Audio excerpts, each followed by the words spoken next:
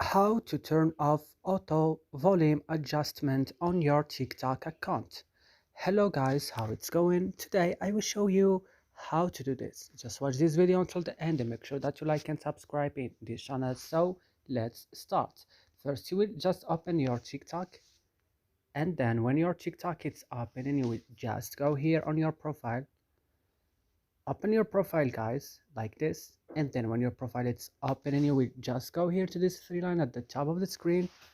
Click on it, then you go down at the bottom of the screen and click on settings and privacy.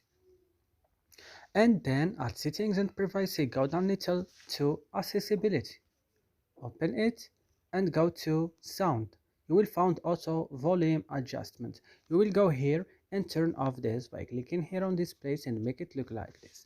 And that's it. I hope this video is useful for you guys. Don't forget to like and subscribe in our channel. See you next time.